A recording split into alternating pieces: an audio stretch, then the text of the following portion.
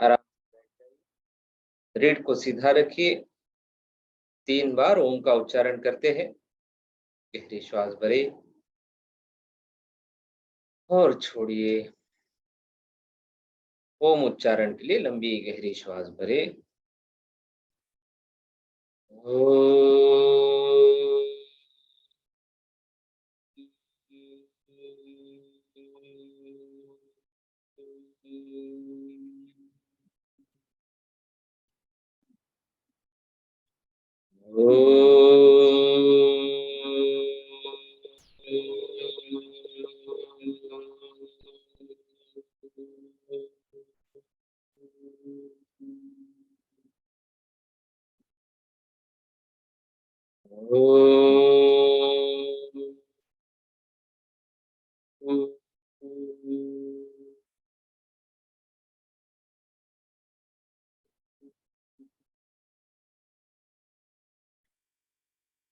सृष्टि स्थिति विनाशान शक्ति भूते सनातनी गुणाश्रये गुणमयी नारायणि नमोस्तुते। ॐ नमः प्रणवार्थाय शुद्ध ज्ञानैकमूर्तये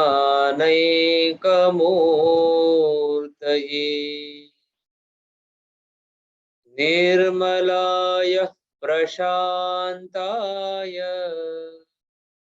दक्षिणामूर्तये नमः। गुरवे सर्वलोकानां भिषजे भवरोगिणां निधये सर्वविद्यानां दक्षिणामूर्तये नमः। गुरुर्ब्रह्मा गुरुर्विष्णुः गुरुर्देवो महेश्वरः गुरु साक्षात् परं ब्रह्म तस्मै श्री गुरवे नमः। नमस्तस्मै गणेशाय ब्रह्म विद्या प्रदायिने यस्यागस्त्यायते नाम विघ्नसागर शोषणे।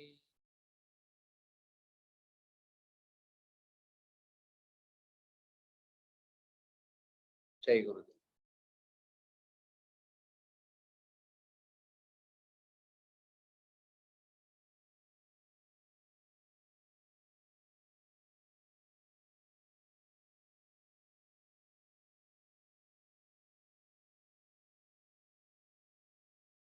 तो कल हमने देवी के 4 हाथों में क्या है वो देखा।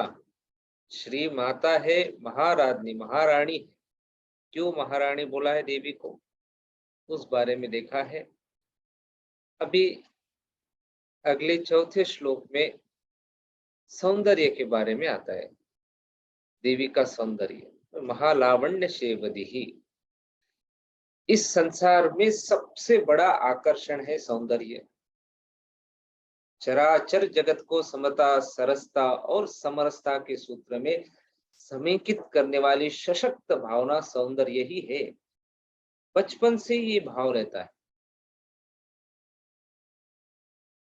और सौंदर्य की व्याख्या भी हर एक के लिए अलग अलग है। एक स्त्री राह से निकली, वह सिर्फ है। सुंदर और असुंदर देखने वाले की व्याख्या, चाहे स्त्री रहे पुरुष रहे, जो भी निकला है रास्ते पे, सुंदर असुंदर उसमें कुछ भी नहीं है। व्याख्याएं बदलती है तो सौंदर्य बदल जाते। अगर आप चीन में जाओगे, चाइना में, तो चपटी नाक सुंदर हो सकती है, भारत में नहीं हो सकती। चीन में उठे हुए गाल की हड्डियां सुंदर है, भारत में नहीं है। अफ्रीका में चौड़े होठ सुंदर है, बड़े बड़े होठ। स्त्रियां वहां की पत्थर लटका कर अपने होठों को चौड़ा करती है, मोटे मोटे। सारी दुनिया में कहीं चौड़े होठ सुंदर नहीं है, पतले होठ सुंदर है। वे हमारी व्याख्या है, वे हमारी सांस्कृतिक व्याख्या है।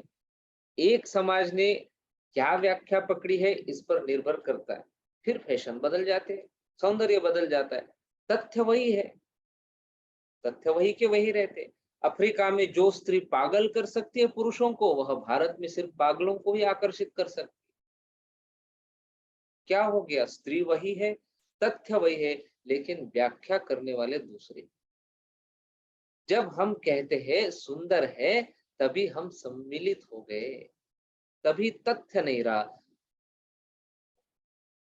भगवान बुद्ध एक वृक्ष के नीचे विश्राम कर रहे थे। पूर्णिमा की रात थी, आधी रात।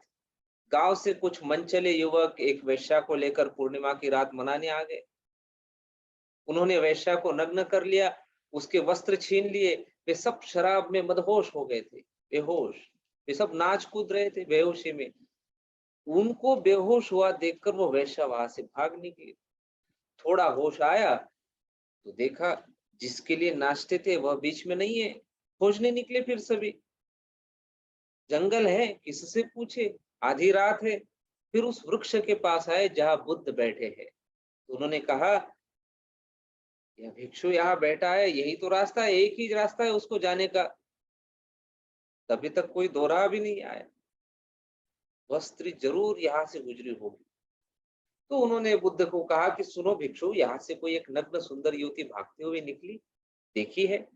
भगवान बुद्ध बोले, कोई निकला जरूर, लेकिन युवती थी या युवक कहना मुश्किल है, क्योंकि व्याख्या करने की मेरी कोई इच्छा नहीं। कोई निकला है जरूर, सुंदर था या असुंदर कहना मुश्किल है, क्योंकि जब अपनी चाह न रही तो किसे सुंदर कहे, किसे असुंदर कहे? सौंदर्य चुनाव है, सौंदर्य निर्णय है। असल में जैसे ही सुंदर कहा, मन के किसी कोने पर बनना शुरू हो गया भाव के लिए कि ये मुझे प्राप्त हो जाए। ये भाव तुरंत बनना शुरू हो जाता है मन में। जैसे आपने किसी के ऊपर सुंदरता की व्याख्या गढ़ दी, तुरंत मन में उसको पाने की इच्छा हो जाती है, चाहे वो वस्तु हो, व्यक्ति हो। वह वक्तव्य सिर्फ तथ्य का नहीं, वह वक्तव्य वासना का है। वासना छा गई है तथ्य पर, वह कहते हैं सुंदर है, हम उसको हड़पने के लिए लग जाते हैं। तो वस्तुतः देखा जाए तो सुंदरता बाहरी आवरण में नहीं है, सुंदरता हमारे भीतर। गुरुदेव कहते हैं सुंदरता देखने वाले के दृष्टि में है, और दृष्टि में होना चाहिए। और देवी को बोलते त्रिपुर सुंदरी, अति सुंदर, तीनों लोक में उससे और सुंदर कुछ है ही नहीं। जब हमने अपने भीतर की सुंदरता जगा दी, आत्मा को बोलते हैं सत्यम शिवम सुंदरम। हमारी आत्मा सत्य है, शिव माने अतिशय शुभ है और सुंदर है। सिर्फ सनातन धर्म में ही सुंदरता को ईश्वरत्व का दर्जा दिया है, ताकि उसको हड़पने की चाह न रहे, वासना खत्म हो जाए, समाप्त हो जाए। सुंदरता को भी ईश्वर के दर्जे से जब देखते हैं तब सम्मान प्रकट होता है। जब सम्मान प्रकट होता है तो वहां फिर हड़पना तो फिर गौण हो जाता है।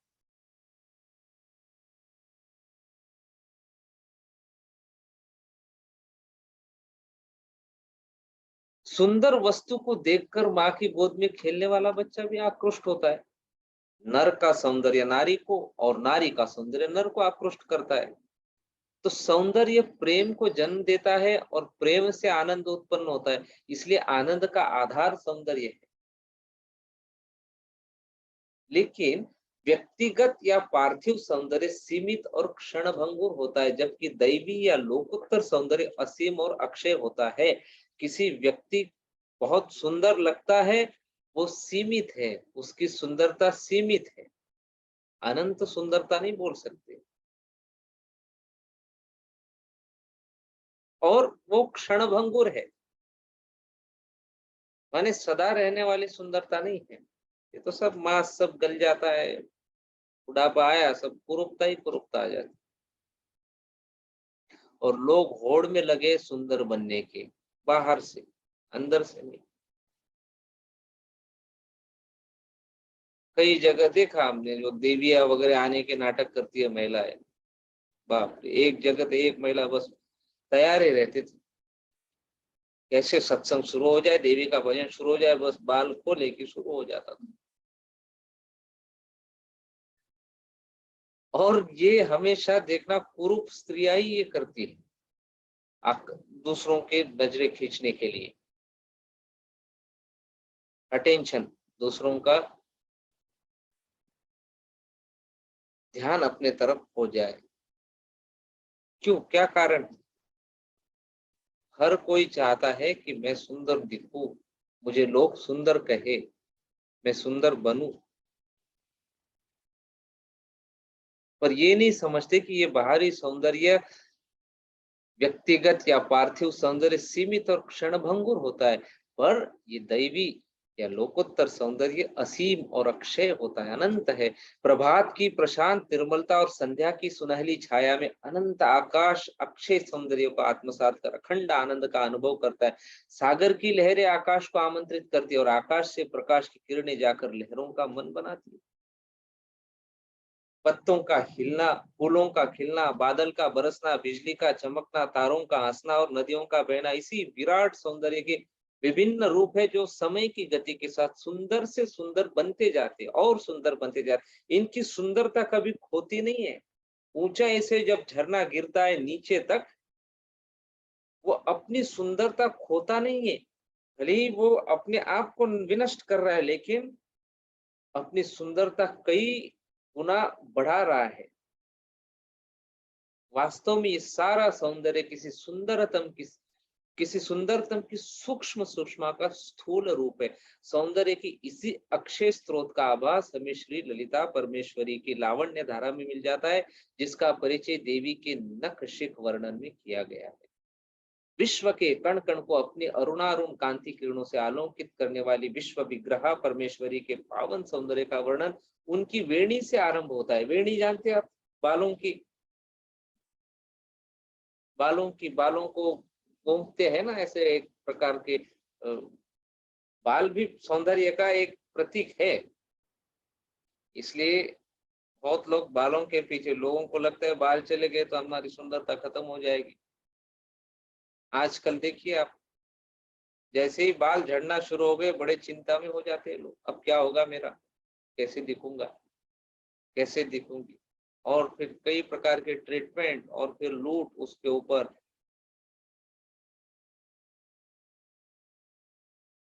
तो बाल सौंदर्य का साधन है, इसलिए ये हमारी सोच है। इसलिए स्तोत्र में भी देखो, उनकी देवी की सौंदर्य का वर्णन वेणी से शुरू करते। चंपकाशोक पुन्नाग सौगंधिकल सत्कच कुरुविंदमणि श्रेणी कनकोटीर मंडिता। इसमें फूलों के अलग अलग नाम बताए हैं। चंपक, अशोक, पुन्नाग, सौगंधिक लसत। चंपा, अशोक, पुन्नाग, नील कमल आदि तरह तरह के रंगीन, मुलायम और खुशबूदार फूलों से माँ की वेणी सजी हुई है। एक ही फूल नहीं लगाया देवी ने, देखो ऐसे अद्भुत फूल लगाए और उन्होंने अपने वेणी को सजाए है, और उनके सिर पर नाना प्रकार के मणियों और माणिक्यों की श्रेणीबद्ध सजावट से जड़ा हुआ मुकुट देवी की दिव्य शोभा को भव्यता प्रदान कर रहा है। कुरुविंद मणि श्रेणी कनक कोटीर मंडिता। अलग अलग मणि माणिक्यों की श्रेणीबद्ध सजावट से जड़ा हुआ मुकुट देवी की दिव्य शोभा को भव्यता प्रदान कर रहा है। वेणी में परिमल और किरीट में प्राभव देवी की मानसिक निर्मलता और उर्मिलता के परिचायक है। नर नारी की केश राशि से उनकी आंतरिक पवित्रता का, उदात्तता का पता चलता है। देवी के सिर के बालों से जो खुशबू निकलती है, वह केवल चंपा, अशोक आदि फूलों की खुशबू नहीं है, बल्कि भीतर की मेधा का सहज परिमल है, वो भीतर की खुशबू है। वो उदाहरण दिया, सौगंधिक माने सुगंधित फूलों का तो एक उदाहरण दिया है। शायद यह कहना समीचीन होगा कि उनके मस्तिष्क की स्वाभाविक सुगंध से बालों में गूंथे हुए फूल महक रहे हैं। ये नहीं बोल सकते कि वो फूल लगाने से उनका सुगंध आ रहा है, नहीं। उनके भीतर की जो आभा है, भीतर का जो सौंदर्य, भीतर का जो सुगंध है, उससे इन फूलों के सौंदर्य और सुगंध, उनकी महक आ रही है। इसी प्रकार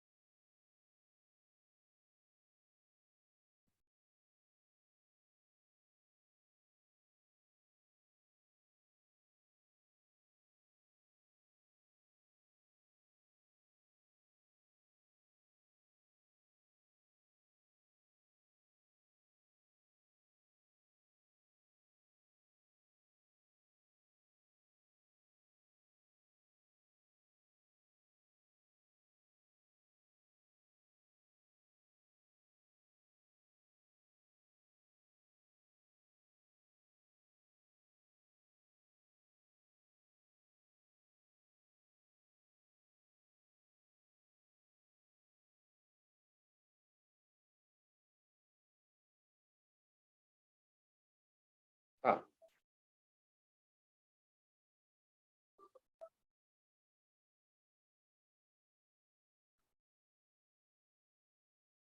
तो इसी प्रकार रत्न जटित मुकुट पहनने से देवी की गरिमा किरीट को गौरव प्रदान करती है, और बाहरी साज सज्जा और अलंकारिता देवी के सानिध्य और साहचर्य के से स्वयं कृतकृत्य और अलंकृत होती है। परिमल को परिमल प्रदान करने वाली परमेश्वरी की जटा में स्थान पाकर फूल फूले नहीं समाते और हीरे जवाहरात अनमोल बन जाते हैं। माने फूलों को भी ऐसे लग रहा है उनके वो वेणु को देख के कि वहां अपने आप को स्थान पाकर वो फूल भी अपने आप को बड़े आनंदित हो रहे हैं, माने फूले नहीं समाते, हीरे जवाहर।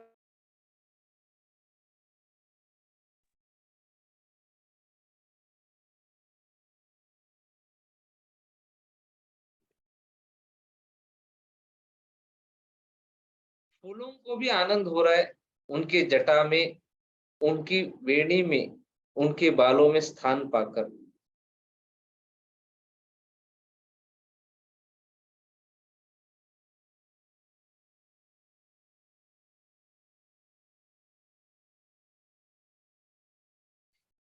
इसके बाद श्री माता के सुंदर मुखार बिंद का वर्णन आता है। अभी हमने बालों के बारे में देखा है, अब उनके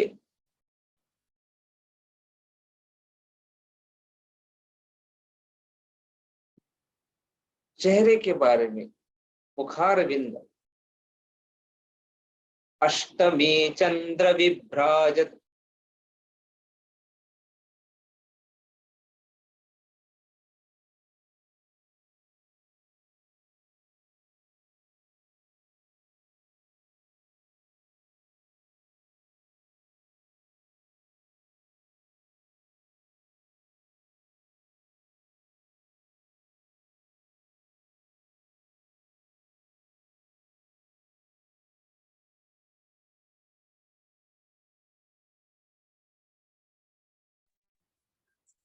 बने रहिए, नेटवर्क इशू की वजह से चालू, सभी लोग बने रहिए सेशन। अभी आगे इसके बाद देवी के, श्री माता के सुंदर मुखार बिंद का वर्णन आता है चेहरे के बारे में। अष्टमी चंद्र विभ्राजत दलिक स्थल शोभिता मुख चंद्र कलंकाभ मृगनाभिविशेषका। माता जी के माथे को देखने पर अष्टमी के चंद्रमा की याद आती है। चाहे शुक्ल पक्ष हो या कृष्ण पक्ष हो, अष्टमी के दिन चांद एक जैसा दिखाई देता है, क्योंकि यह पखवाड़े के बीच पड़ता है। जो 15 दिन का एक होता है ना पक्ष, उसके बीच आता है अष्टमी। तो अष्टमी का, चाहे कृष्ण पक्ष का अष्टमी हो चाहे शुक्ल पक्ष की अष्टमी हो, चंद्रमा जो है वो एक जैसे दिखाई देता है दोनों दिन का, और अति सुंदर होता है। अष्टमी के चांद को देखकर यह कहना कठिन है कि चांद घट रहा है या बढ़ रहा है। देवी की मुख मुद्रा देखकर भी यह अनुमान लगाना आसान नहीं है कि वह प्रसन्न है या खिन्न। हमारी जैसी भावना होगी वैसा ही हमें उनका श्रीमुख दिखाई देगा। ये देखो बड़ा आश्चर्य है, हमारे भीतर क्या भावना है वो हमारा प्रतिबिंबित होगा देवी के चेहरे में। हम गुस्से में, हमको देवी गुस्से में लगेगी। हम खिन्न है, हम दुख में है, हमको देवी दुख में लगेगी। हम स्वयं प्रसन्न है भीतर से, वही उनके चेहरे पे प्रसन्नता होगी।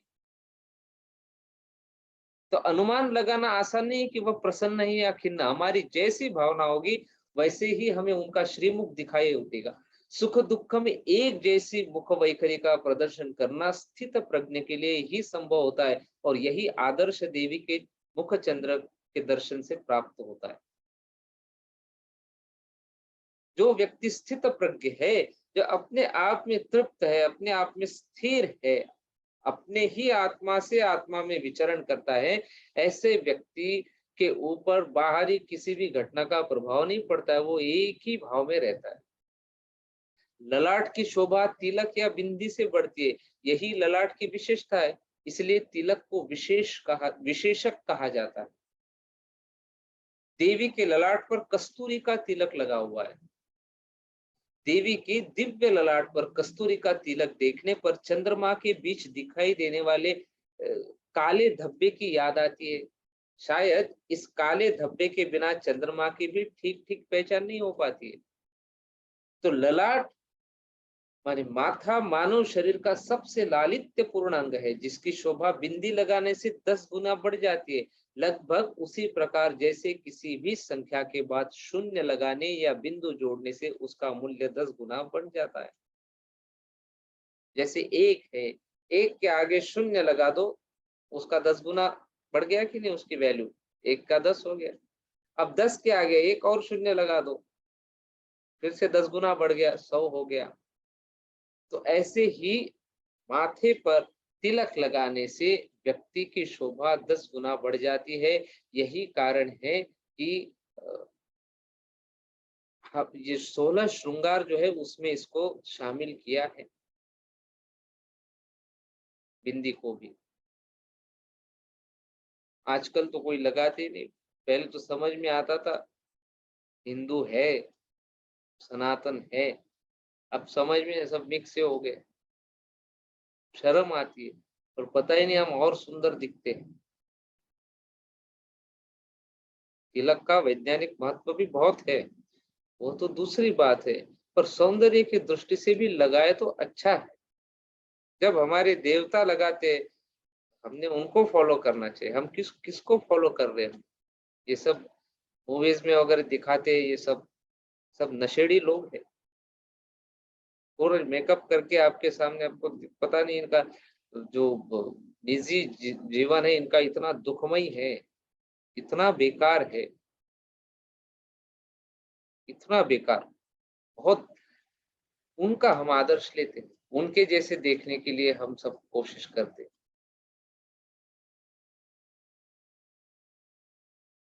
विडंबना है। हमने किसे फॉलो करना है? हमारे गुरु को, हमारे देवताओं को, देवियों को, उनके जैसे बनने का कोशिश करना। वो दिव्यता हमारे भीतर आए।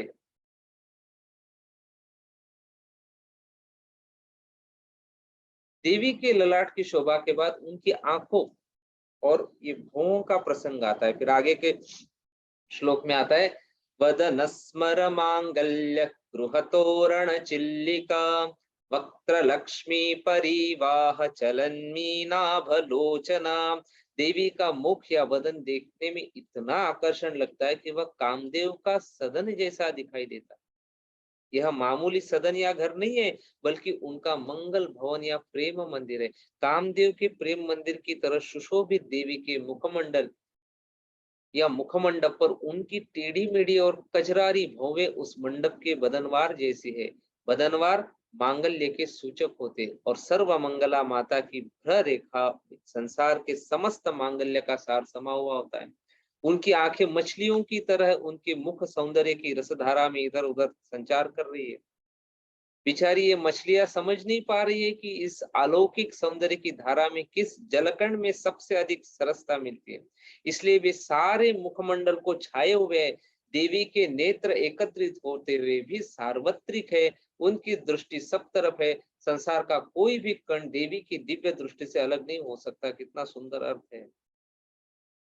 अब नासिका के बारे में सुनिए, देवी के नाक के बारे में। नव चंपक पुष्पाभ नासा दंड विराजिता तारा कांति तिरस्कारी नासाभरण भासुरा। मुखमंडल की शोभा बढ़ाने या घटाने में नाक का योगदान बहुत महत्वपूर्ण होता है। ये तो आप सब जानती है। नाक से सौंदर्य की परख करते हैं अक्सर। नाक नर नारी की सामाजिक प्रतिष्ठा का भी द्योतक है। जीव जगत को उच्छ्वास और निश्वास की सुविधा प्रदान करना भी नासिका का काम है। प्राणायाम भी तो नाक के द्वारा, नासिका के द्वारा ही संभव है। देवी के इशारे पर देवी के इशारे पर ही सभी प्राणियों की सांस चल रही है और बात बनती है। आप में से किसी लोगों को अगर आपको पूछा मैंने कितने लोग सांस ले रहे, आप तुरंत हाथ खड़ा कर देंगे, हम ले रहे, हम ले रहे। लेकिन असल में बात तो ये है कि सांस आप नहीं ले रहे हैं, वो तो चल रही है। जिस दिन प्रकृति की देवी नहीं चाहेगी, उस दिन आप चाहकर भी श्वास नहीं ले सकते। श्वास आप नहीं ले रहे, इसलिए तो नींद में भी आपकी श्वास चल रही है। ये देवी के द्वारा ही हो रहा है। इसीलिए देवी की नासिका की हड्डी काफी मजबूत, फिर कोमल, कुछ लंबी और नई खिली चंपा की तरह। चंपा एक बहुत सुगंधित फूल होता है, मराठी में सोन चाफा बोलते हैं। तो नई खिली चंपा की तरह चारों तरफ खुशबू फैलाने वाली नासिका। नासिका की हड्डी जितनी सधी और सजी हुई होती है, नाक की नोक उतनी पैनी और सुहावनी होती है, ताकि वह अपने लक्ष्य को सूक्ष्मता से ग्रहण कर सके। वैसे नाक की नोक पर दृष्टि जमाए रखने से ललाट के भीतर की जीवन लीला का सारा रहस्य खुल जाता है। इसलिए नासिका का विशेष महत्व है। देवी ने नाक पर एक गहना भी पहन रखा है, नथनी बोलते हैं ना, जिसकी चमक के सामने तारे भी फीके दिखाई दे रहे हैं। उन्होंने अपने नाक में एक गहना पहना है, तारा कांति तिरस्कारी नासा भरण भासुरा। ऐसा चमकने वाला ऐसा गहना पहना है, ऐसा हीरा लगा हुआ है उनके नासिका नथनी में, जो जिसके सामने तारे भी फीके दिखाई पड़ते हैं। हो सकता है कि सभी तारों ने इसी से अपनी कांति प्राप्त कर ली हो सकता है जो तारों में जो प्रकाश दिख रहा है वो इस देवी के नथनी के जो चमकीले हीरा है उसी से अपना प्रकाश प्राप्त कर लिया हो। फिर नाक के बाद कानों की बात होती है। कदम्ब मंजरी क्लुप्त कर्णपूर मनोहर ताटंक युगली भूत तपनोडुप मंडल। जगदम्बा के कर्णफूल कदम्ब के गोल गोल और पीले पीले गुच्छों से बनते हैं। कदम्ब नाम का एक पेड़ है, बहुत सुंदर फूल आता है, सुगंधित, ऐसे गोल बॉल के जैसे, ऐसे गोल गेंद के जैसे। बहुत उसमें मधु रहता है, शहद रहता है। बहुत सारी मधुमक्खियां और तितलियां उस पेड़ पे बहुत प्रमाण में पाई जाती है। तो जगदम्बा के कर्ण फूल जो है कदम्ब के गोल गोल और पीले पीले गुच्छों से बनते हैं। न मालूम क्यों कदम्ब के फूल जगदम्बा को अच्छे लगते हैं और कदम्ब के फूलों वाले जगदम्बा भी सारे जगत को अच्छी लगती है। इसलिए देवी को कदम्ब वनवासिनी कहा जाता है। कहा जाता है कि बिजली की आवाज से कदम्ब के फूल खिल उठते हैं। जब आकाश में बिजली चमकती है, उसकी जो आवाज आती है, उस आवाज से कदम के फूल खिल उठते हैं। धरती और आकाश को मिलाने वाली कोई संपर्क भाषा कदम्ब को आती होगी। कई तरह के फूलों के समूह को भी कदम्ब कहा जाता है। तरह तरह की आवाज ग्रहण करने की क्षमता से युक्त कदम्ब की मंजरी माता के लिए कर्ण फूल का काम दे रही है, तो इसमें कोई श्रुति सम्मत औचित्य अवश्य ही होगा। देवी के दोनों कानों में दो दो ताटंक, ताटंक माने कान के आभूषण, कान में पहनते ना बालियां, वो चमक रहे हैं दोनों कानों में। उनकी शोभा सूर्य और चंद्र की आभा का स्मरण कराती है। एक तरफ की शोभा तपाकर स्वच्छ बनाने वाली है, दूसरी तरफ की शोभा डूबे हुए को ऊपर उठाने वाली। ताटंक युगलीभूत तपनोडुप मंडला। सूर्य और चंद्र के लिए प्रयुक्त तपन और उड़ुप शब्द इसी भावना को व्यक्त करते हैं। वैसे ताटंक पहना पति के लिए आयुवर्धक माना जाता है। हमारी सनातन पद्धति में शादी के बाद परमेश्वरी के ताटंक परमेश्वर को परमायु प्रदान करते हैं और सारे संसार के लिए कल्याणकारक सिद्ध होते हैं। ताटंक युगली भूत तपनो डुप मंडला। इसके बाद कपोल और अधरों की बारी आती है।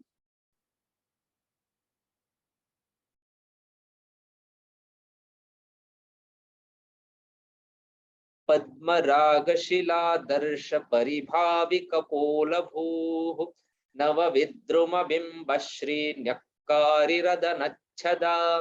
श्री देवी के कपोल आदर्श या आईने की तरह स्वच्छ, निर्मल और पारदर्शी माणिक या लाल जवाहिरों से बनी हुई शिला जितनी चमकीली, गीली और रसीली होती है, उससे भी अधिक कमनीय देवी का कपोल देश है। कपोल प्राय कल्पना के प्रतीक माने जाते हैं। इस दृष्टि से देवी के आदर्श कपोल आदर्श कल्पना के द्योतक है, जो कि यथार्थ से भी अधिक विश्वसनीय और स्पृहणीय होती है। कल्पना हो तो ऐसी हो जैसे देवी के दिव्य कपोल। अब अधरों की शोभा देखे। अधर, अधर माने ओठ, ओष्ठ, लिप्स।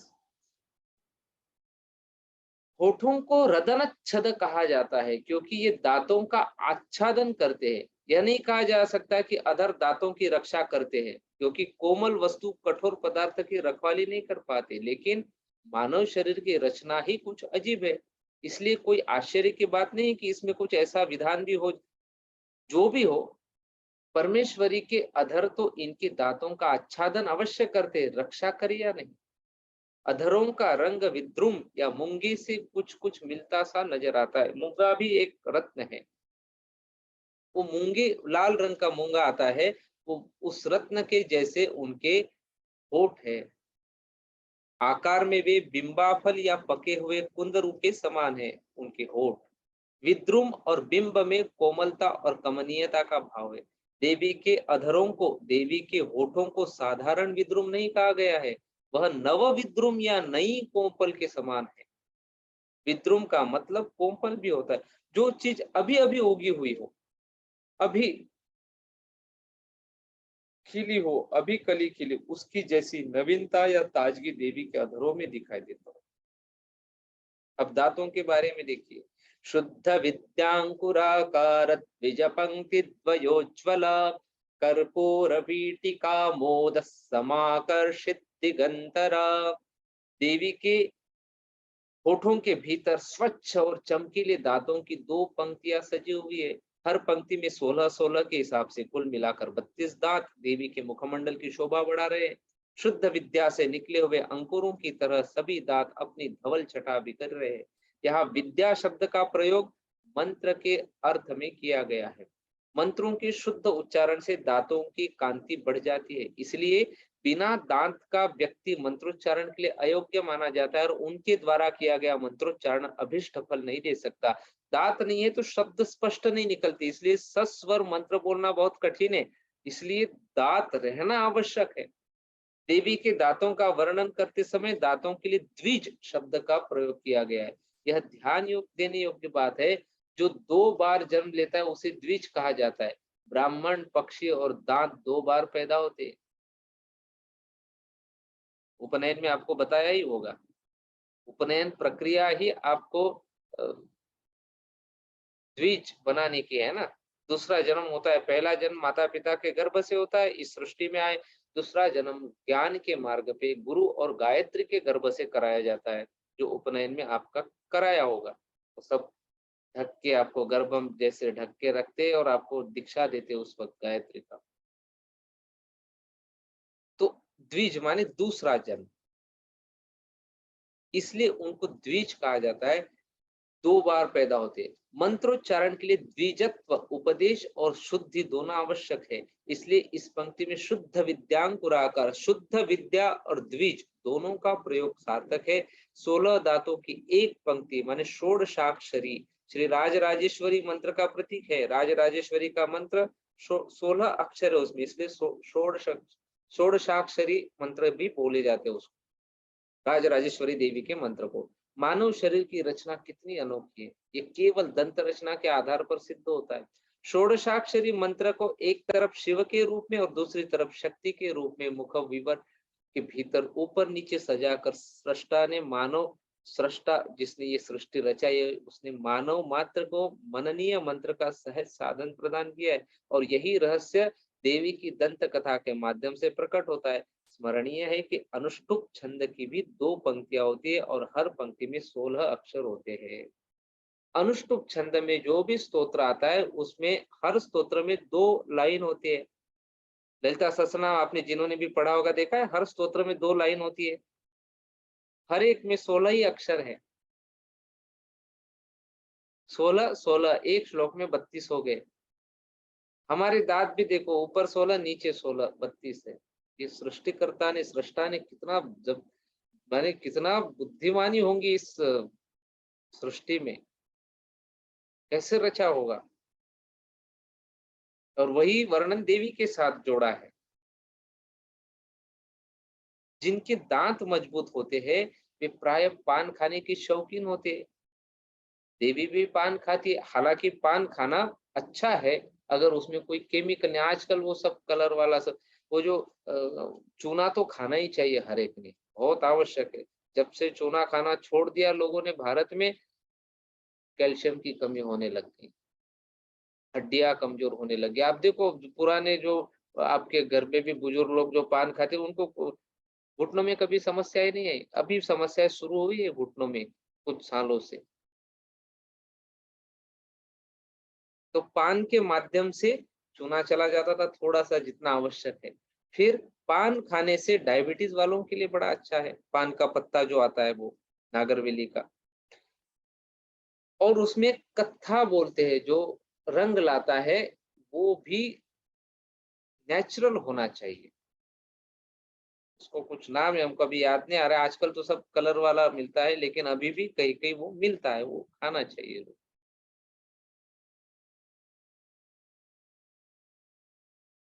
चूना भारत में कंस्ट्रक्शन के लिए प्रयोग करते थे, ये अंग्रेजों ने आके सब बेकार कर दिया और वो सीमेंट भेजे उधर से बना के। सीमेंट से घर बनते, कितनी आयु है, 70 से 80 साल।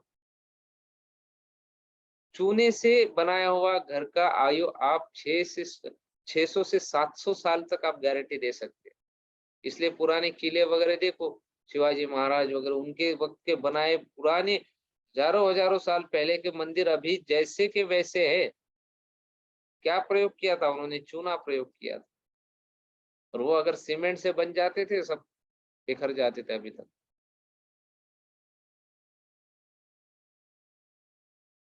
तो चूना बड़ा आवश्यक है शरीर के लिए।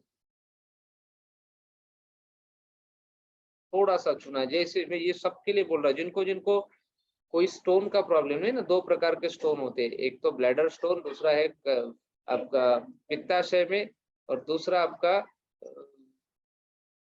किडनी स्टोन का भी प्रॉब्लम होता है बहुत लोग। जिनको स्टोन की समस्या है उनके लिए नहीं है, वो छोड़ के बाकी सभी लोग चूना खाइए। कैसे खाना? मार्केट से लेके आइए 2 रुपए का चूना, खुद 6 महीने तक चलेगा। 2 रुपए का चूना आएगा, इतना 6 महीने तक चलेगा, जो पान में लगाने वाला चूना। इतना गेहूं के दाने के बराबर रोज खाना, सुबह सुबह पानी में घोल के पी लीजिए। इतनी माने 70 प्रकार की बीमारियां ठीक होती है। आपके बाल झड़ना बंद हो जाएगा, कैल्शियम की कमी दूर हो जाएगी, जितने भी माइक्रो न्यूट्रिएंट्स है आपके शरीर में उसकी भी पूर्ति कैल्शियम के द्वारा होती है। कैल्शियम कमी है, बाकी सब कमी हो जाती है। फिर जिनको एलर्जी का प्रॉब्लम है, साइनसाइटिस, छींके आना, बार बार नाक बहते रहना, के लिए चूना दवाई। घुटनों का दर्द, स्पाइन से रिलेटेड जितने भी दर्द है चूने से चले जाते। असंख्य बीमारी, माने कम से कम बड़ी बड़ी 70 बीमारियों पे ये चूना काम करता है। फ्री में है, अभी खाएंगे नहीं तो डॉक्टर आपको कैल्शियम की गोली शुरू करता है, शेल्कल नाम है, फिर खरीद के खाओगे महंगा वाला। अच्छा है आपको प्रकृति ने दिया है, रोज थोड़ा सा चूना खाइए। और जल्दी फायदा होगा इसलिए ज्यादा खाना, ये गड़बड़ नहीं करना। गेहूं के दाने के बराबर ही मात्रा 24 घंटे में आपके भीतर जाना चाहिए चूने की, उससे ज्यादा घातक है उतना ही। इसलिए मैं गेहूं के दाने का उदाहरण इसलिए दे रहा हूँ क्योंकि वो गेहूं का दाना एक जैसा रहता है हर जगह। ऐसा तो नहीं कहीं इतना गेहूं का दाना और कहीं इतना सा, इसलिए गेहूं के दाने का उदाहरण दे रहा हूँ कि आपके घर में जो भी गेहूं का दाना है उसका देख लीजिए, इतना ही चूना एक व्यक्ति ने खाना चाहिए। कैसे कैसे खा सकते हैं? सुबह पानी में घोल के, या जूस में घोलिए, या दही में मिक्स कर लीजिए, या दाल में मिक्स कर दे। दूध छोड़ के, दूध में कभी भी चूना मिक्स नहीं करना। फिर से बता रहा हूँ, दूध में चूना मिक्स नहीं करना, ठीक है? जो नहीं बताया वही करेंगे लोग, इसलिए जोर दे के बता रहा हूँ कि दूध में चूना मिक्स नहीं करना कभी भी, वो घातक है। बाकी किसी भी चीज में आप मिक्स करके खाइए, पर सीधा सीधा चूना नहीं खाना, जीभ फट सकती है। उसको हमेशा घोल के, पानी में अच्छे से घोल के, जब भी अच्छे से मसल के घोलना उसको, नहीं तो क्या है उसका वो छोटे छोटे ये वैसे ही बच जाते हैं उसको, अच्छे से मसल के घोल। तो जिनके दांत मजबूत होते हैं वो प्रायः पान खाने के शौकीन होते हैं। देवी भी पान खाती है। कर्पूर से मिश्रित तांबूल, देखो कर्पूर के पहले एक आजकल तो आता है वो केमिकल वाला, उसके पहले आपने कभी खाया है क्या? वो ठंडाई बोलते हैं कुछ, चांद तारा या कुछ तो बोलते हैं, ऐसे सफेद कलर का रहता है, एकदम छोट बारीक बारीक ऐसे रहता है, ट्रांसपेरेंट, कांच के जैसे, यहाँ मिंट के जैसे से ठंडक लगती है वो। ये कर्पूर मिश्रित चूर्ण, वो पान में मिक्स करते हैं। कर्पूर चूर्ण संयुक्तम तांबूलम प्रतिगृह्यता। वो जब भगवान को तांबूल देते हैं ना,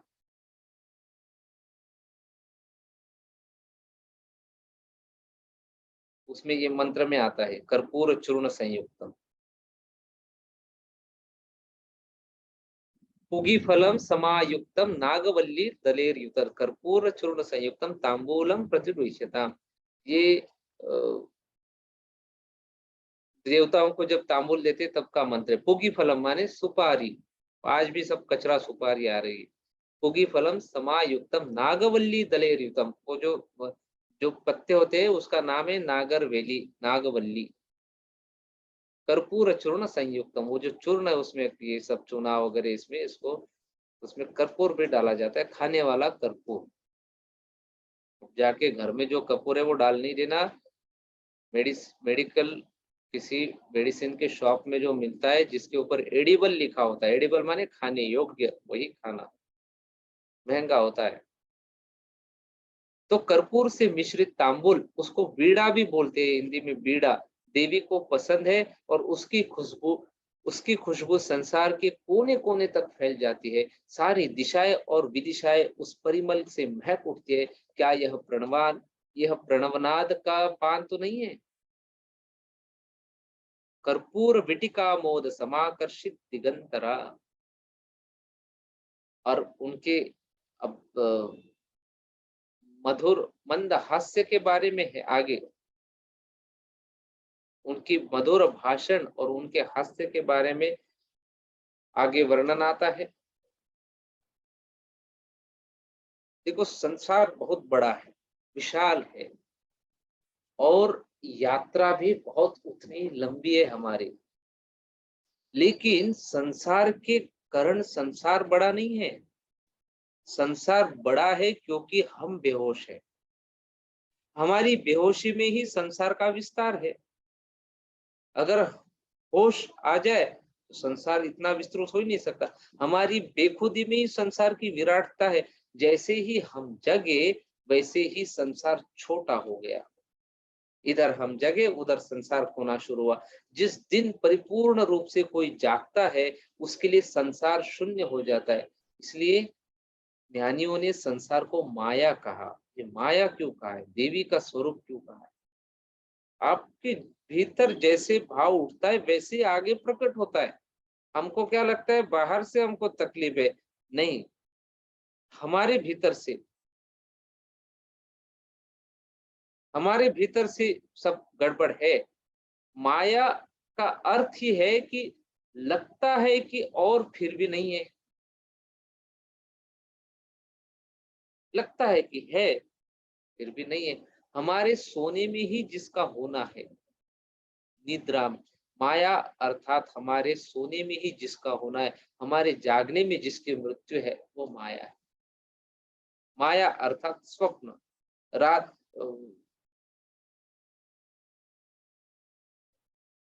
इसमें बोलते हैं ना, ब्रह्म सत्य जगन मिथ्या। आदि शंकराचार्य बोले ये जगन मिथ्या है, माया है।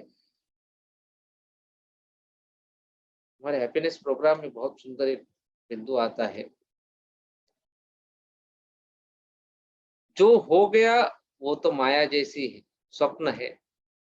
जो हो गया अभी स्वप्न जैसे नहीं लगता आपको? जो भी आपके जीवन में कठिन परिस्थिति आई, अच्छी आई, जो भी आए, बड़े आह्लाददायक परिस्थितियां भी आए होंगी, वो सब अभी सपने जैसा हो गया आपके लिए। और आगे जो होने वाला है भविष्य, वो भी तो सपने जैसा ही है। अभी कहा वो हुआ है, कल्पना कर सकते हैं, लेकिन वैसे ही होगा कोई गारंटी? सपने जैसा है। बुद्धिमान व्यक्ति तो वह है, ज्ञानी व्यक्ति उसे कहा जाता है जो वर्तमान को भी सपने जैसे देखता है। गुरुदेव बोले उस हैप्पीनेस प्रोग्राम में, आपने जरूर ये सुना होगा कि बुद्धिमान व्यक्ति का लक्षण क्या है? वो वर्तमान को भी सपने जैसा देखे। माया का अर्थ ही है स्वप्न। रात सोए तो स्वप्न का विस्तार है, रात सोए तो स्वप्न में सच्चाई है, रात सोए तो स्वप्न में यथार्थ है। आंख खुली, सब सच्चाई गई, सब यथार्थ मिटा। स्वप्न की राख भी नहीं बचती। सुबह जब हम उठते तो कई बार सपने भी याद नहीं आते, और जब आंख खुलती है तो स्वप्नों का सारा लुक शून्य हो जाता है। ऐसा ही संसार है। ये संसार सपने के जैसे है। जब तक हम सोए हैं, अंतर की ज्योति, ज्योता वाली जो देवी है, वो जब तक नहीं जगी तभी तक ये संसार माया है। हम नहीं है, हम हुए, ये संसार मिटा। तो संसार को गालियां नहीं देना कभी, संसार की निंदा भी मत करना, उससे कुछ भी नहीं होगा। संसार को छोड़कर भी मत भाग जाना। कहाँ भागेंगे, संसार में ही रहना है। लोग कहते हैं हम आत्महत्या कर लेंगे संसार से, कहाँ छूटना, इधर ही भटकना है, इसी संसार में भटकना। यहाँ से कोई छुटकारा नहीं है। प्रेत कहाँ भटकेंगे? कोई दूसरे जीव सृष्टि में थोड़ी ना चले जाएंगे, इधर ही भटकेंगे। भागना नहीं, उससे भी कुछ नहीं होगा। कुछ करना हो तो जागना, कुछ वस्तुतः ही करना चाहते हो तो होश को लाओ, बेहोशी तोड़ना। साधना क्यों करना? इतना प्राणायाम, इतना प्राण लो अंदर, एक पूर्ण अपने शरीर का पूर्ण मन समाप्त हो जाए, ऐसे होश हमारे भीतर जग जाए। इधर होश आया उधर संसार गया। छोड़ना भी नहीं पड़ता, संसार छूट जाता है। छूट जाता है कहना भी शायद ठीक नहीं, पाया ही नहीं जाता। जागकर, जागकर जो नहीं पाया जाता वही संसार है, और जागकर जो पाया जाता है वही सत्य है। किसी शराबी ने शराब पी ली, उसके पैर डगमगाने लगते हैं, लेकिन लगता ऐसा है जैसे सारा संसार डगमगा रहा है। अब शराब उस शराबी ने पी, जो नहीं है वो उसको दिखाई दिखाई देने लगता है। जो है अदृश्य हो जाता है। शराब पी ली, एक पर्दा आंख पर पड़ गया, एक तंद्रा छा गई, भीतर के आकाश पर बदलियां घिर गई, बेहोशी की, छिप गया सूरज होश का, भीतर अंधकार हुआ, बाहर सब रूपांतरित हो जाता है। तो अकबर एक राह से गुजर रहे थे। अकबर नाम का एक सम्राट हुआ था भारत में। अब ये कितनी सच्चाई है इस कहानी में पता नहीं, कभी हुआ कि नहीं, लेकिन कहानी बड़ी मजेदार है, ये अर्थपूर्ण है। अकबर रास्ते से गुजर रहे थे, एक शराबी ने बड़ी गालियां दी मकान पर चढ़कर। अब वो सम्राट है, कितना उसको बुरा लगा होगा, नाराज हुआ, पकड़वा बुलाया शराबी को, बंदी बना लो, रात भर कैद में रखा। अब सुबह दरबार में बुलाया, वो शराबी झुक झुक कर चरण छूने लगा। उसने कहा क्षमा करे, वे गालियां मैंने नहीं दी थी। अकबर ने कहा मैं खुद मौजूद था, मैं खुद राह से गुजरता था, गालियां मैंने खुद सुनी है, किसी और गवाह की जरूरत ही नहीं है बोले इस मामले में। उस शराबी ने कहा उससे मैं इनकार नहीं करता कि आपने सुनी है, आपने जरूर सुनी होगी, लेकिन मैंने नहीं दी। मैं शराब पिए था, मैं होश में नहीं था। अब बेहोशी के लिए मुझे तो कसूरवार न ठहराओगे, शराब से निकली होंगी, मुझसे नहीं निकली। जब से होश आया तब से पछता रहा हूं। तुमने जो कुछ किया है बेहोशी में किया है, जब होश आएगा पछताओगे। हमने आज तक जीवन में जो भी बसाया बेहोशी में बसाया, जब होश आएगा तब हम पाएंगे कि रेत पर बनाए महल थे, इंद्रधनुष के साथ जीने की आशा रखी थी, कामनाओं के सेतु फैलाए कि शायद उनसे सत्य तक पहुंचने का कोई उपाय हो जाए। हमारी तंद्रा में ही हमारे सारे संसार का विस्तार है। बहुत सुंदर सूत्र भगवान बुद्ध ने बोले हैं, जागने वाले की रात लंबी होती है, थके हुए के लिए यात्रा लंबी होती है, योजन लंबा होता है, कोस लंबा होता है। वैसे ही सद्धर्म को न जानने वाले मूढ़ों के लिए संसार बड़ा होता है। बहुत सुंदर सूत्र है ये, याद रखना। जागने वाले की रात लंबी होती है, थके हुए के लिए यात्रा लंबी होती है, योजन लंबा होता है, कोस लंबा होता है। वैसे ही सद्धर्म को न जानने वाले मूढ़ों के लिए संसार बड़ा होता है। अल्बर्ट आइंस्टाइन ने बड़ी खोज की है इस क्षेत्र में। इस सदी में विज्ञान को एक बहुत बड़ा सिद्धांत दिया है सापेक्षवाद का, थियरी ऑफ रिलेटिविटी।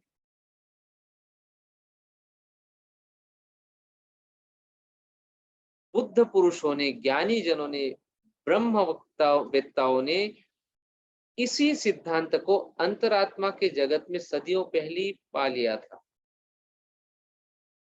इस सापेक्षतावाद का सिद्धांत जो है ये गीता के 15वें अध्याय में भी है, थियरी ऑफ रिलेटिविटी। इसको विस्तार से कल सुनेंगे, क्या है ये सिद्धांत, क्यों किसी के लिए कोई क्षण दुख का लगता है वही दूसरे के लिए क्यों आनंद होता है। एक पर्टिकुलर परिस्थिति, एक व्यक्ति उसमें दुखी हो जाता है, दूसरा व्यक्ति आनंदित हो जाता है, उसके लिए वो आनंद है। क्या कारण? परिस्थिति तो एक ही है दोनों के लिए, लेकिन इसके लिए वो आनंद है, इसके लिए दुखी है। ये सापेक्षतावाद, इसके बारे में कल हम विस्तार से देखेंगे। अभी तो 10:10 हो गए हैं। ये 2-4 दिन और चलाना पड़ेगा, कम से कम 15-20 तो श्लोक हो जाए ललिता सहस्त्रनाम के। कल भी हम इसको कंटिन्यू करते हैं। इसमें देखिए साथ साथ में आप योग भी कीजिए। तो योग क्लास शुरू कर रहे हैं हम परसों से, आपके पास मैसेज पहुंच चुका है। ज्यादा से ज्यादा लोग उसमें ज्वाइन होइए, ज्यादा से ज्यादा लोगों को ज्वाइन कराइए। कुछ गिफ्ट देना ही है ना किसी को, ये देना चाहिए योग का। फिर उठो, योग करो, प्राणायाम करो, हमारे भीतर ही होश जगना चाहिए। कई सालों से कर रहे हैं, कुछ तो करते रहते हैं, कुछ नहीं, वैसे ही जीवन है। 10 साल पहले जो द्वेष था, 10 साल पहले जो चालबाजी थी, वही आज भी शुरू रहती है। क्या विकास है जीवन का?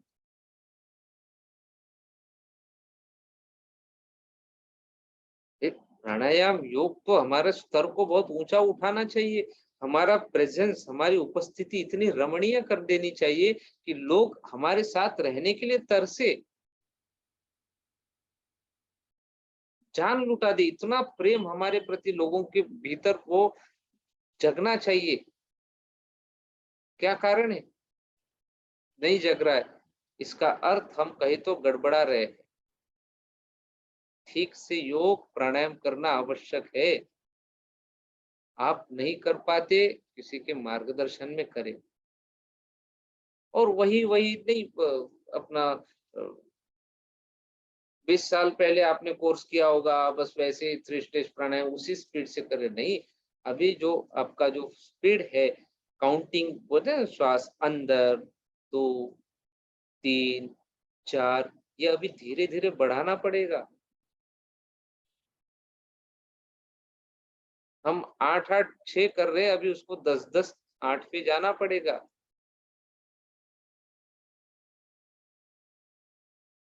इसलिए योग कीजिए। जिन्होंने कोर्स नहीं किया उनके लिए भी, उनको भी जोड़ दीजिए। सिर्फ उसमें क्रिया नहीं कर सकते वो तो सीख लेंगे अलग से। बाकी योग तो करेंगे, प्राणायाम तो करेंगे, ध्यान करिए। ठीक ठीक ध्यान होना चाहिए। क्या समस्या आती है वो बोलना चाहिए आपने कि हमारा ध्यान नहीं लग रहा है। पहले तो करना आवश्यक है। करने के लिए बैठेंगे तो फिर अनुभव होगा लग रहा है कि नहीं लग रहा है। ध्यान तब तक नहीं लगेगा जब तक शरीर का हमारा रजस खत्म ना हो जाए। अगर रजस है तो चंचलता है, एक्टिविटी। चंचलता है तो हमारे भीतर फिर वो बड़ा मुश्किल है फिर ध्यान लगना। इसलिए ठीक ठीक योग होना आवश्यक है। शरीर के हर एक हिस्से को एक अच्छे से व्यायाम, अच्छे से आयाम मिले उसको। प्राणायाम होना चाहिए अच्छे से। नाड़ी शोधन प्राणायाम 99% लोगों को नाड़ी शोधन प्राणायाम कैसे करना आता ही नहीं है। सीख तो लिए, सबको लगता है मुझे लगता आता है मैं कर रहा हूँ। ठीक से करते हैं तो हमको वो अनुभव। प्राणायाम, ये जो नाड़ी शोधन प्राणायाम है, बोलते 72 लाख नाड़ियां शुद्ध होती है हमारे भीतर। अब भाई वो शुद्ध हो रही है तो वो शुद्धता का अनुभव तो होना चाहिए हमको। औरों को छोड़ो, हमको स्वयं को तो अनुभव होना चाहिए। मेरे शरीर में वो स्फूर्ति, वो शुद्धता, वो चैतन्यता आ रही है सिर्फ नाड़ी शोधन प्राणायाम से। बाकी तो दूर की बात है। हम ठीक से करना चाहिए, स्वयं को अपग्रेड करना चाहिए। ये नहीं कोई हमको खींच के हमको कराए फिर हम करेंगे, या कभी तो मौका आएगा जीवन में, नहीं। हमने दिन ब दिन हमने अपना विकास करना है।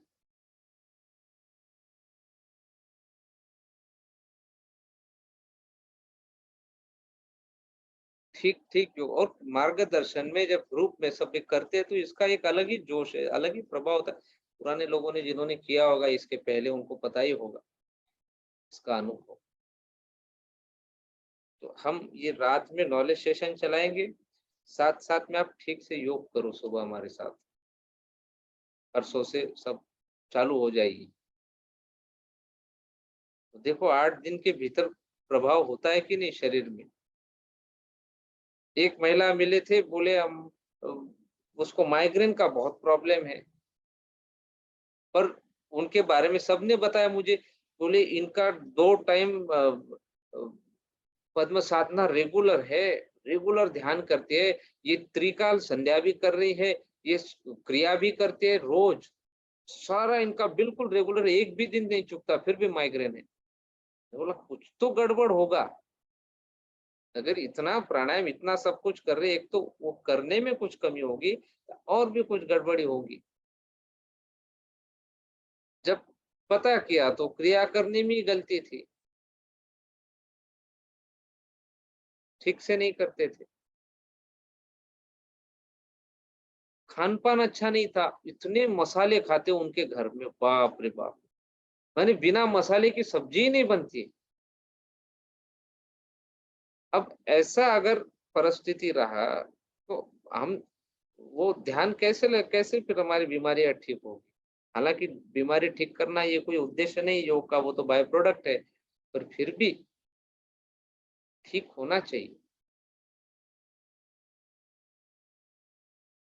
इसलिए अभी इससे जुड़ जाना। आपको सबको ग्रुप में लिंक भेज दिए, आप भी करो, औरों को भी कराइए। आपका जो पास-पास के लोग हैं, 5-5 लोग मिलके करिए इसमें। और वो 5 लोगों का ग्रुप ऐसा होना चाहिए कि मानो कोई हम में से कोई एब्सेंट भी रहा किसी एक दिन, तो वो 5 दूसरे 4 ने हमको खींचना चाहिए, कॉल कर करके, भाई क्यों नहीं आज, क्या प्रॉब्लम है? तब तक हम करते नहीं है, ये भी याद रखना। हमको आदत हो गई है, कोई तो हमारे पीछे लगे, और एक बार उसमें आपको वो अमृत धारा, वो सुधा, वो आपको उसका अनुभव आने लगेगा, आप अपने आप करेंगे। ब्रह्म मुहूर्त में उठो, उठो, उठो, कितना भी बोलेंगे आपको, पहले तो आपको अलार्म लगाना पड़ेगा, कष्ट होगा, लेकिन एक बार उसमें आपने आनंद पा लिया, अपने आप उठेंगे। फिर आप सो ही नहीं सकते ब्रह्म मुहूर्त में, क्योंकि वो आनंद की याद ही आपको उठा देगी तुरंत कि नहीं नहीं करो।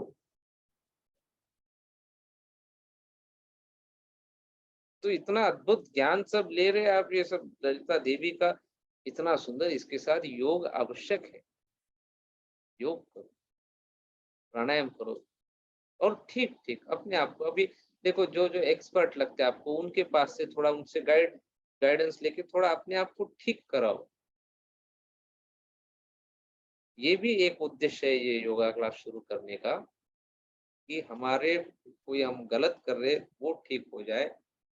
थोड़ा 15 दिन में 1 दिन का उपवास बहुत आवश्यक है। कई रिसर्च आए हैं, अभी एक रिसर्च आया है, उसमें बोले हैं कि इस 1 साल में जो 20 बार 20 दिन उपवास करता है, माने उपवास जल पे, उसको कैंसर होने के चांसेस ना के बराबर है। क्यों? उस समय, जिस समय वो पानी पे रहता है, उस 24 घंटे में शरीर कार्सिनोजेनिक सेल्स, माने जो कैंसर काउजिंग, जिससे कैंसर होता है, वो सेल्स को खा लेता है अपने शरीर के भीतर से, उसको कैंसर होने की चांसेस कम। अब देखो हमारे पूर्वज कितने बुद्धिमान हो गए, उन्होंने एकादशी का उपवास लगा दिया। 24 उपवास होते हैं साल भर में एकादशी के, हर महीने में 2 बार आती है, और इन्होंने 20 का निकाला है। पर हम क्या करते हैं, उपवास के नाम से क्या क्या नहीं खाते, अरे साबूदाना, ये वो, मना ही नहीं है, खाओ, उसी दिन क्यों खाना है? कोई एक दिन तो हमारा अच्छे से उपवास हो गए। ये भी अभी मैं लोग वो योगा क्लास में आपको कराएंगे सभी उपवास वगैरह। ठीक ठीक पेट साफ होना चाहिए, डाइजेशन ठीक नहीं हो रहा है, तुरंत उसके ऊपर काम करना चाहिए। नहीं देखेंगे, देखेंगे कॉन्स्टिपेशन अगर ज्यादा दिन चला, 5-7 दिन 10 दिन, तुरंत फिर पाइल्स में हो जाता है, भयंकर से भयंकर बीमारियां होना शुरू हो जाती है, फिर सर्जरी पे आएगा। हम क्या करते, जब सूक्ष्म में रहते हैं तब हम ध्यान नहीं देते शरीर में, क्योंकि सजग ही नहीं है, शरीर के प्रति हमारा होश ही जगह नहीं है। बाद में जब वो पूर्ण रूप से स्थूल रूप में प्रकट होती है बीमारी, तब हम उसमें दवा दारू शुरू कर देते हैं, फिर डॉक्टर के पास जाते हैं। तो नहीं, पहले ही करे हम, हमारा ही शरीर है, भुगतना भी हमको ही है। जितना भी दुख दर्द होगा आप नहीं दे सकते किसी को, कि भाई आधा ले ले ना, आप किसी का ले सकते, फिर भी अब नींद में हम बेहोशी में निकाल रहे, देखेंगे जब होगा बीमारी देखेंगे, ये ऐसे गलत बात है ये। औरों के लिए नहीं करना, मेरे लिए, मैं स्वस्थ रहूं, मैं प्रसन्न रहूं। देखो स्वास्थ्य भी प्रसन्नता का एक कारण है। अगर शरीर में बीमारी है, चाहकर भी प्रसन्न नहीं हो सकते हम। स्वास्थ्य के ऊपर विशेष ध्यान दो। ये शरीर बहुत दिव्य है, ये शरीर मिला हुआ एक अद्भुत उपहार है। बार बार आप गुरुदेव से सुने भी होंगे, ये ध्यान में बोलते भी है वो, कि यह शरीर ईश्वर से मिला हुआ सुंदर उपहार है। अब उपहार है, सुंदर है, तो उसकी ख्याल रखना हमारा कर्तव्य है। ऊपर से हम सब क्रीम व्रीम लगा के सब उसको ये लिपा पोती कर देंगे, उससे नहीं चलेगा, अंदर से भी हमको देखना पड़ेगा। योग कीजिए, योग भी देखो 2-4 आसन कर लिए योग हो गया, ऐसा नहीं है। योगासन में बहुत प्रकार के आसन है।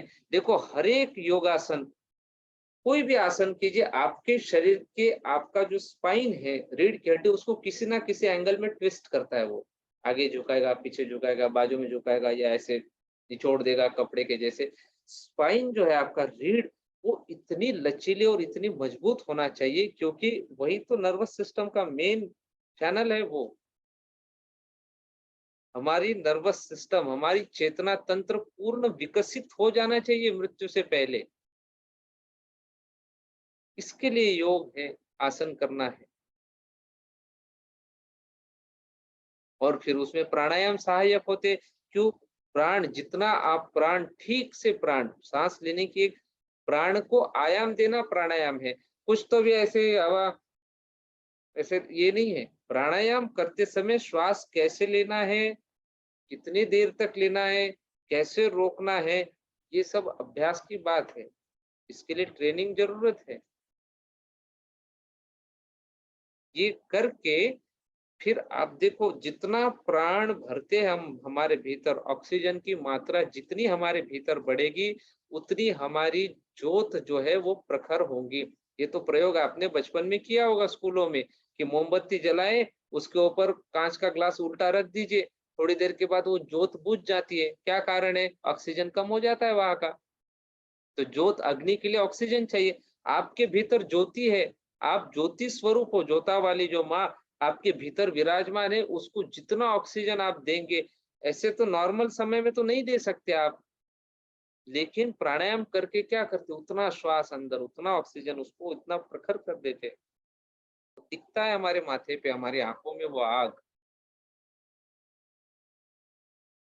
इसलिए प्राणायाम, योग, ध्यान ठीक ठीक से कीजिए। अच्छा है, कहीं तो किसी तो ग्रुप में जुड़ जाए, या तो हम तो करा रहे ऑनलाइन, घर बैठे कर सकते हैं।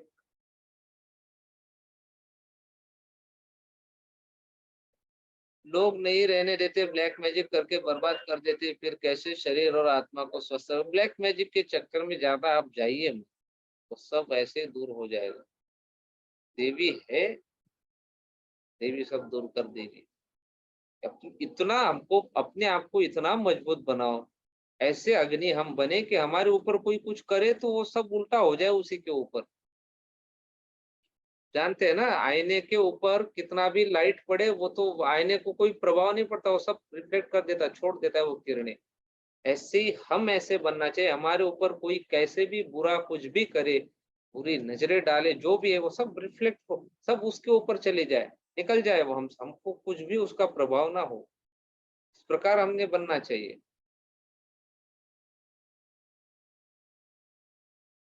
ललिता सहस्त्र नाम पढ़ने के लाभ क्या है, जरा बताइए प्लीज। लाभ ही लाभ है। इसका जो फलश्रुति है वो पढ़ेंगे बहुत बड़ा है। जितना ललिता सहस्त्र नाम स्तोत्र है ना, जितना बड़ा, मुझे आधे पौने घंटा लगता है ना उसको पढ़ने के लिए, स्तोत्र का, उतना ही उसका फलश्रुति भी है।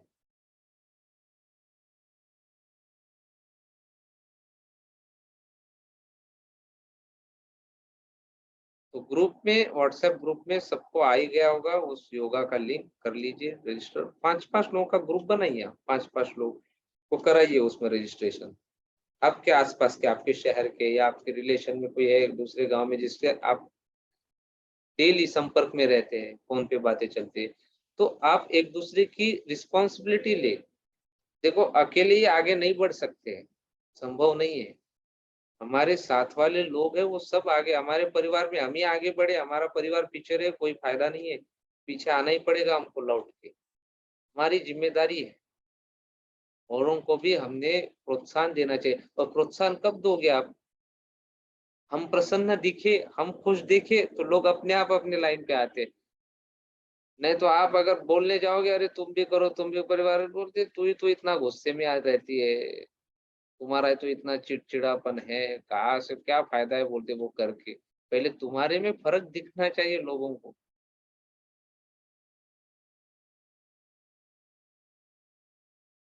कल मिलते हैं रात में फिर से 9 बजे। ललिता सहस्त्रनाम और कुछ दिन ये कंटिन्यू करते हैं। कल ये सापेक्षतावाद का वो सिद्धांत पहले सुन लेंगे हम स्टार्टिंग में। थ्योरी ऑफ रिलेटिविटी बहुत सुंदर है, अद्भुत है। आपके जीवन में सारी घटनाएं आपको ऐसे वो सामने आ जाएंगी। वो कैसे कैसे, कैसा एक क्षण बड़ा खुशनुमा होता है, कैसा एक क्षण दुख में चला जाता है, कैसा समय बढ़ जाता है। दुख में देखो आपका समय बहुत लंबा हो जाता है, आनंद के क्षण आपको पता भी नहीं चलते कब चले गए, इतना स्पीड से जाता है। ये सब बड़ा अद्भुत है। इसके बारे में हम कल विस्तार से सुनते हैं। अभी थोड़ा सा ध्यान कर लीजिए 2 मिनट। देवी सुंदर है, देवी की सुंदरता के बारे में हमने इतना वर्णन किया है, तो अभी उसके वो पूरे तीनों लोक में वो सुंदर है, उसका वर्णन हम सुनते हैं। आप 3 मिनट के लिए आंखें बंद कर लीजिए, गहरी श्वास भरे और छोड़िए।